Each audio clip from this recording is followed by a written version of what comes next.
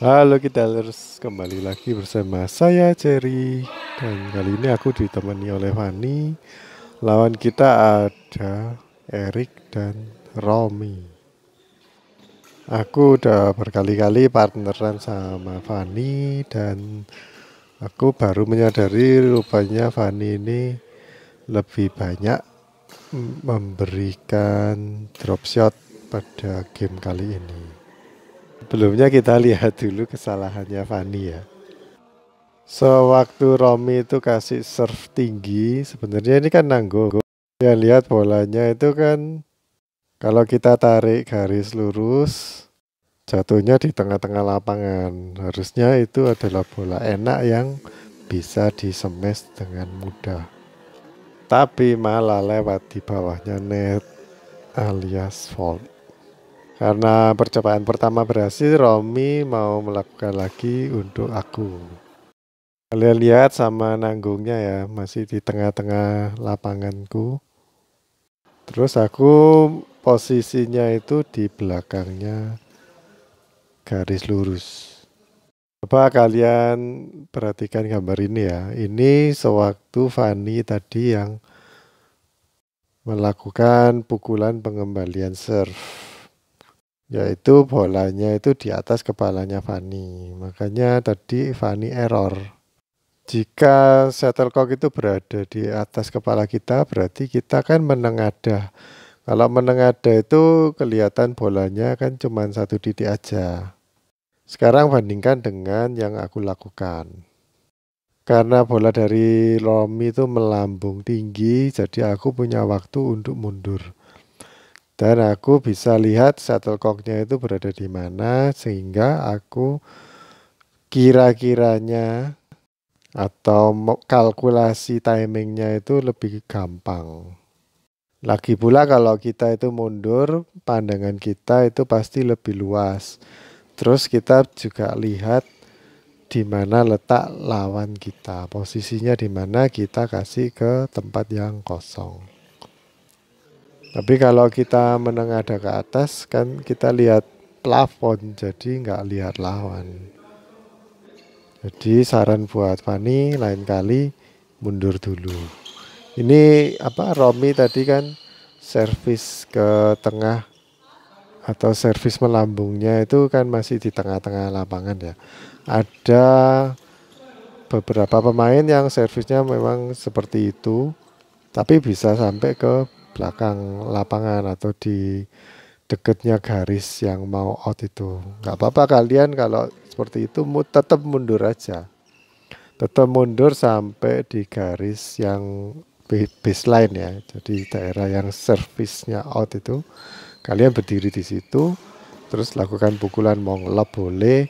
Aku sarankan sih ngelob sih. Mau drop shot juga boleh.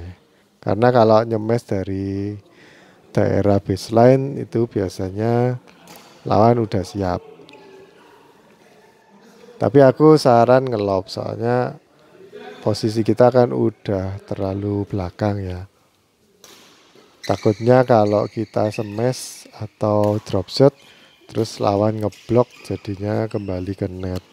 Dan partner kita mungkin kaget gak bisa nerima. Kenapa kok aku bahas mengenai smashnya Fani tadi ya? Soalnya itu ada hubungannya dengan teknik drop shot yang mau aku bahas. Apa sih drop shot itu? Drop adalah jatuh, shot adalah pukulan. Jadi pukulan yang jatuh atau lebih spesifiknya yang jatuhnya berada di dekatnya net. Kalau smash itu kan ya pukulan yang jatuh juga, tapi kan jatuhnya minimal di tengah-tengahnya lapangan ya, jadi nggak sampai di depannya net. Depannya net itu yang sebelum di depannya garis T itu loh. Jadi sebelum ada garis itu.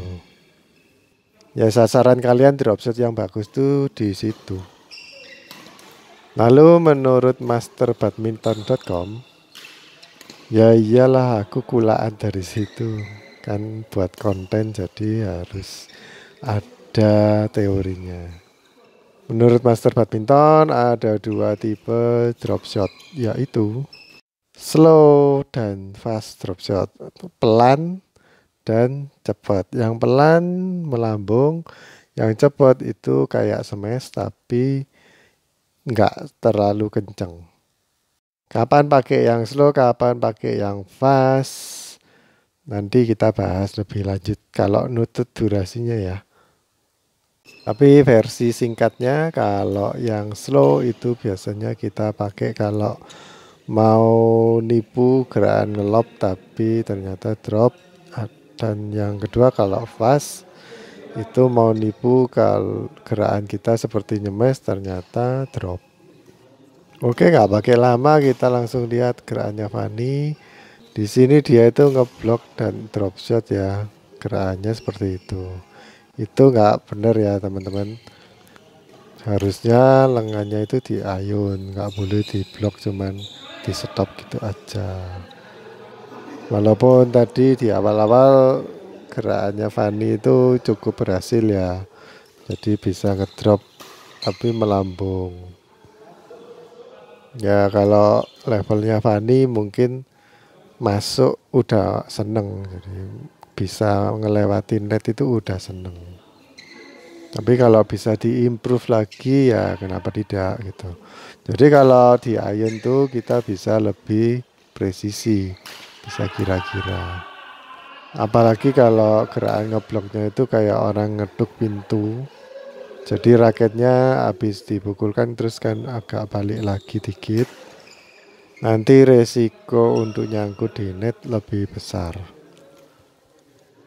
Gerakan drop shot yang bagus itu menurutku adalah yang nggak seberapa ketara atau nggak ketara sama sekali. Yang paling bagus tuh menurutku kalau atlet ya itu Yuta Watanabe. Jadi posisinya itu kayak orang mau nyemes tapi ternyata di drop, itu bagus.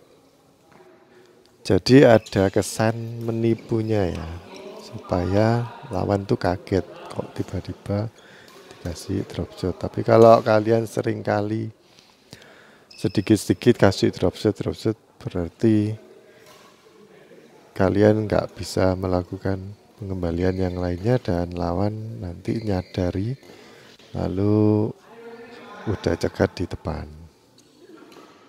Kalau aku sendiri drop shot itu gerakannya persis kayak smash sih. Jadi habis mukul itu gerakannya diikuti oleh kaki raket. Kaki raketnya ikut ke depan. Dan kadang-kadang kan ya nggak bisa ya karena posisinya nggak enak. Tapi selalu diakhiri dengan kaki raketnya di depan atau paling enggak punya niatan untuk membawa kaki raketnya ke depan. Kalau kalian ambil bola-bola belakang kayak lob, terus drop shot gitu, aku sarankan untuk badannya atau kakinya itu enggak statis. Karena gerakan ngelob, smash, drop shot dari belakang itu bukan pukulan yang membutuhkan kepresisian tinggi, jadi nggak perlu banyak konsentrasi dan lagi pula kalau kalian jaganya di belakang itu kalau kita nggak bergerak nanti bakal terlambat untuk menepati posisi lainnya. Tapi lain kalau kita ngenet atau berada di depan di dekatnya net kita mau kasih lob itu kaki kita harus statis. Yang aku maksud tuh kayak gini ya, misalnya aku berada di belakang terus aku mau drop shot misalnya dari kiri itu habis mukul langsung kembali ke tengah. Jadi aku punya gerakan seperti itu, gak boleh habis mukul terus diam di tempat. Analoginya itu kayak gini ya, misalnya aku itu dari Malang ke Sidoarjo. Jadi waktu titik semesnya itu ada di Sidoarjo. Jadi aku udah lari-lari atau ke posisi Sidoarjo, pukul bola di Sidoarjo, tapi tujuanku sebenarnya di Surabaya. Kalian nggak boleh habis mukul di Sidoarjo terus berhenti di Sidoarjo, karena nanti terlambat. Jadi habis mukul bergeraklah ke arah Surabaya. Surabaya itu mana? Yaitu tempat atau titik di mana kamu seharusnya siap menurut teori ya.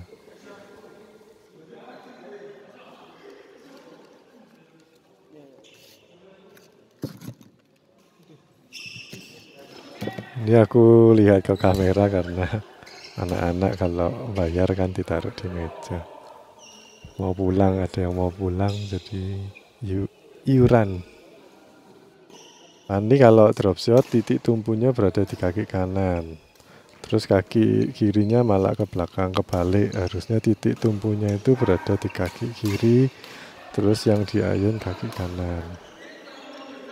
Kalau sudut pengambilannya, jadi sudut kepala raket sama jatuhnya kok, itu masih lumayan. Cuman kalau Fanny berada di tengah-tengah lapangan, pengen drop ke net, itu masih nanggung. Kalau nanggung berarti penyebabnya adalah ngambilnya itu kurang tinggi. Terlalu lama menunggu bola turun. Jadi timing waktu kita mukul itu kan ada variasi ya. Kalau satu berarti bolanya lambung, kalau dua itu drive, kalau tiga itu turun. Kalau drop shot yang cepat kita pakai yang nomor tiga. Kalau drop shot yang lambat pakai yang nomor dua atau nomor satu. Tapi kalau nomor satu nanggung banget biasanya. Ini aku backhand drop tapi nggak aku ikuti. Harusnya lengannya naik terus ayunannya diikuti. Kalau cuma di blok itu aja pakai pergelangan biasanya nggak nyampe.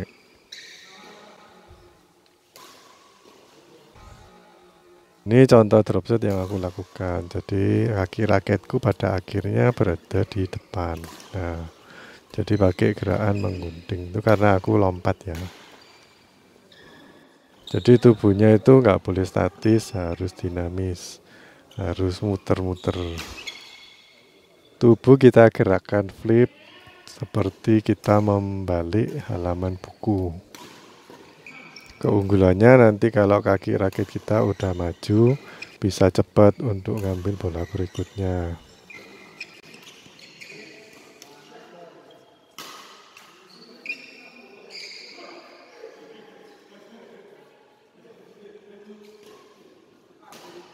Pukulannya Fanny itu walaupun pada akhirnya kaki raketnya berada di depan, tapi itu kebalik.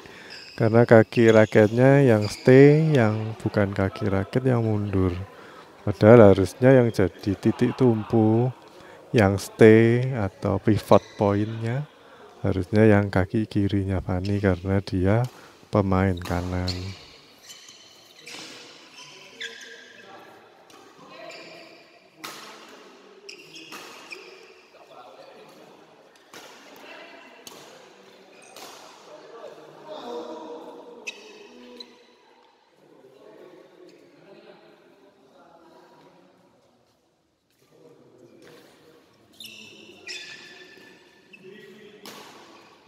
Coba kalian amati kakinya Erik. Dia kan kayak Fanny. Jadi kaki non raketnya yang dibuang ke belakang. Terus nggak stabil kan jatuhnya. Kalau dikasih ke depannya Erik pasti mati.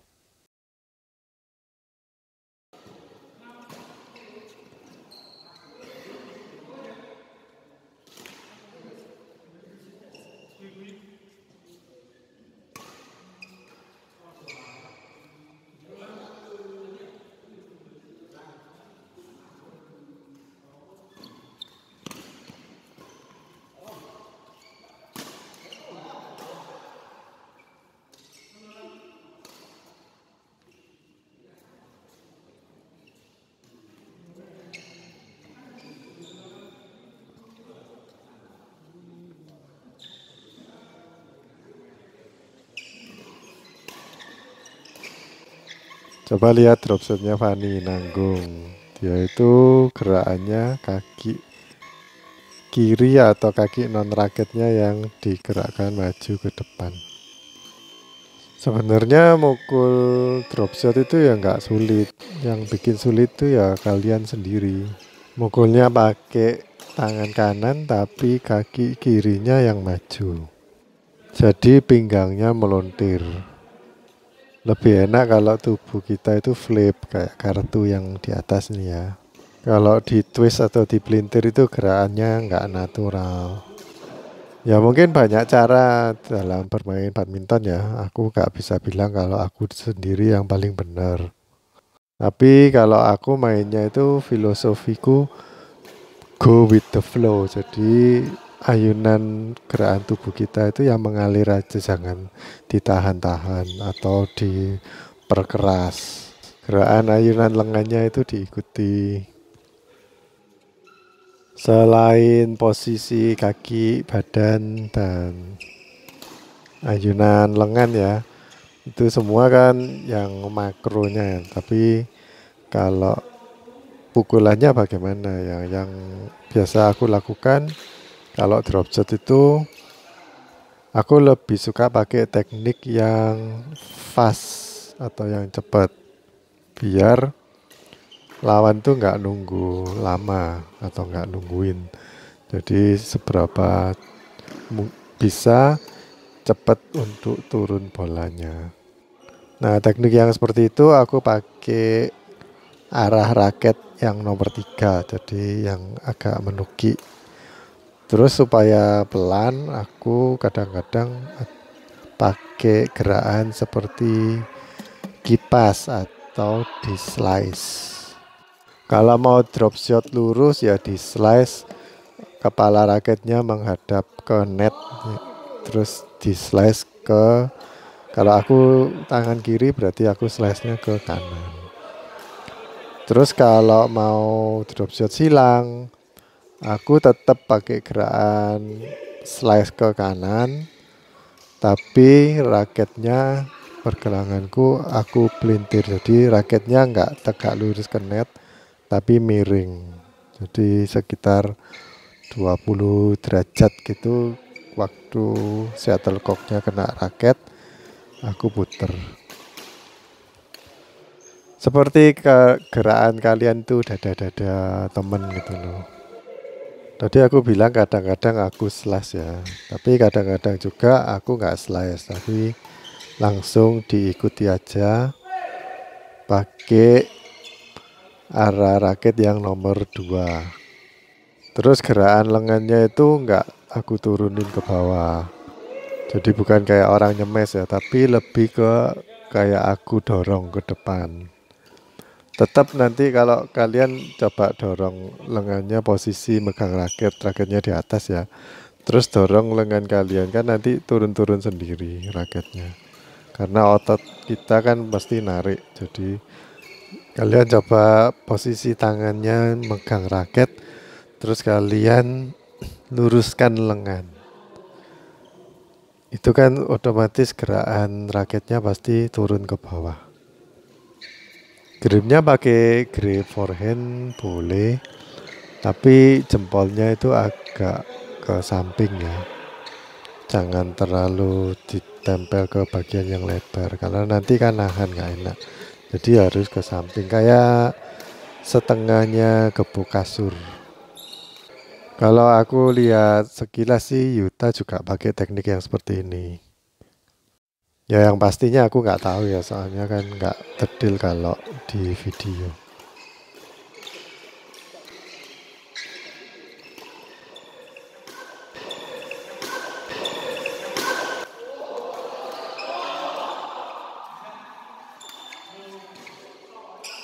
Oke, aku rasa gitu aja sih tips-tips dari aku mengenai belajar drop shot ini ya.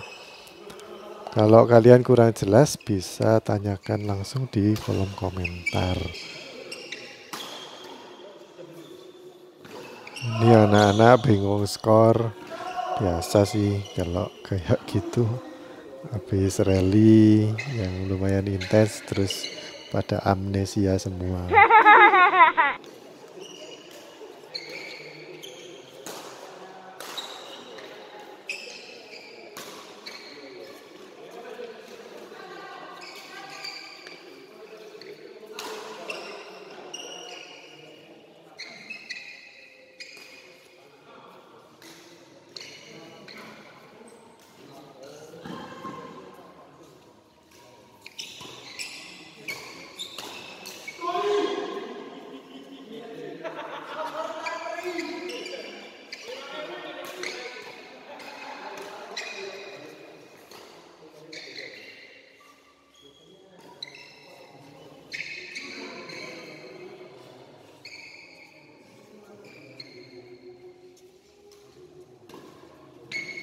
Ini Fani langkahnya telat, nanggung sebenarnya, tapi untung masuk.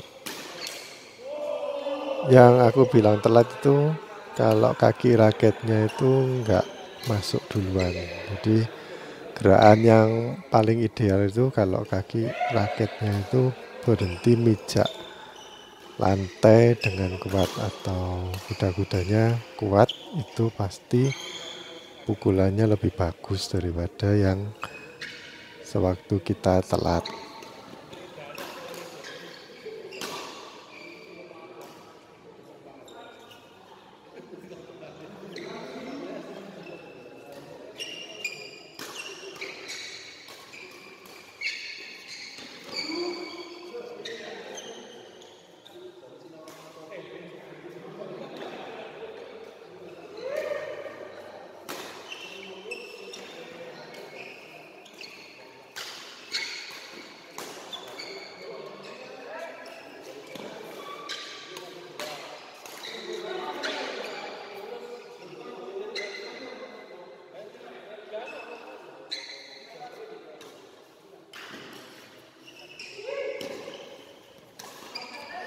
Ore Fani udah bisa backhand. Ya gitu, kaki raketnya itu ditaruh dulu. Harus mijak dengan mantap, nggak boleh ragu-ragu. Sepersekian detik kakinya dulu, baru titik pukul.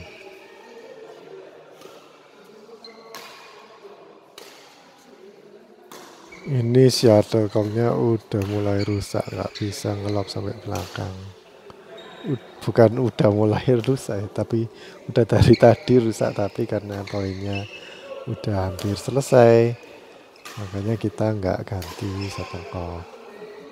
Kesalahan terbesarnya Fani itu kakinya, jadi kakinya yang non raket dimundurin supaya kaki raketnya berada di depan.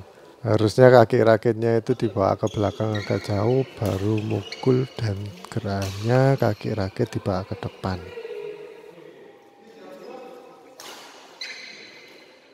Coba kalian lihat footworknya Erik ya, kan nggak karuan tuh. Itu mau jungkel. Diawali dari kaki raketnya malah diem, yang mundur kaki non raket, terus maju kakinya yang buat dorong malah kaki raketnya. Harusnya yang buat dorong itu titik tumpunya di non raket, jadi langsung terakhir bisa cepet majunya dan nggak jungkel. Ini Fani telat untuk maju ambil net, karena Fani itu bungkuk duluan baru melangkah maju. Bungkuk, maju, jadinya telat. Harusnya maju dulu baru terakhir bungkuk. Kalau bungkuk dulu itu badan udah kayak mau jatuh kan, mau nyungsep. Jadi kerjanya kaki lebih berat. Tapi kalau badannya tegak, beratnya tubuh kan dibagi dua, kaki kiri dan kaki kanan. Tapi kalau udah maju, ya pasti beratnya tubuh itu ditumpu oleh kaki yang di depan.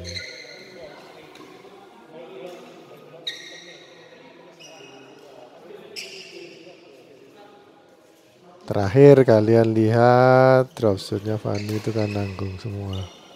Kalau musuhnya cepat udah nunggu di depan mati. Ini berapa kali udah? 1, 2, 3 kali dropshot. Bola yang enak malah gagal untuk nyemes. Aku bilangin Fani di sini, kalau kamu dropshot itu artinya mancing untuk nyemes bola berikutnya. Jadi harus siap-siap nyemes. Terus langsung suaminya disemes.